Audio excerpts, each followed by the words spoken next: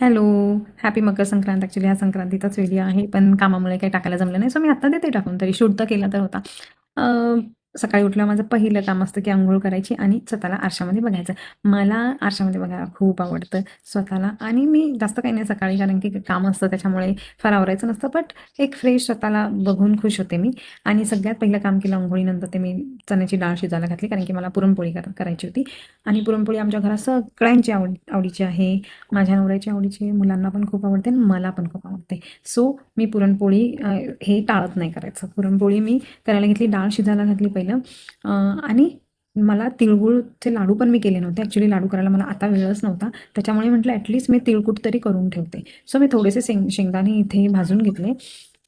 आणि भाजताना शेंगदाणे असे मस्त रोस्ट करून घेतले, असे कुरकुरीत होतील असे. आणि तीळसुद्धा बारीक गॅसवर असे मस्त भाजून घेतले. आणि ते भाजता भाजता मी एकीकडे गूळ वगैरे कट करत होते, कारण की मला पुरण करायचं होतं आणि वेळ पण नव्हता. खरं तर व्यवसायाचं तर संध्याकाळीच होतं, पण लवकर केलं तर आपल्याला संध्याकाळचा वेळ कामात जाणार नाही, स्वयंपाक वगैरे करावा लागणार नाही. त्याच्यामुळे मी लवकर उठल्या उठल्या मुलं झोपली होती तर लागले करायला. इथे मी तिळगुळसाठी ना म्हटलं गूळ कापायला नको, जॅगरी पावडर टाकली.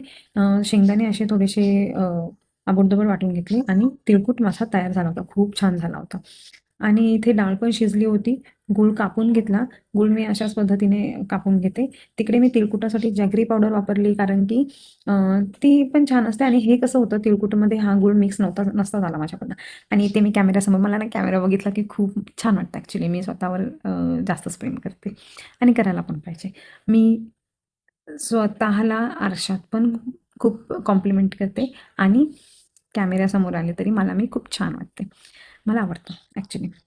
तर इथे गूळ वगैरे कापून घेतला आणि मी स्वयंपाक करता करता थोडंसं माझं हे असं मोबाईल बाजूला ठेवून चालू असतं आपलं.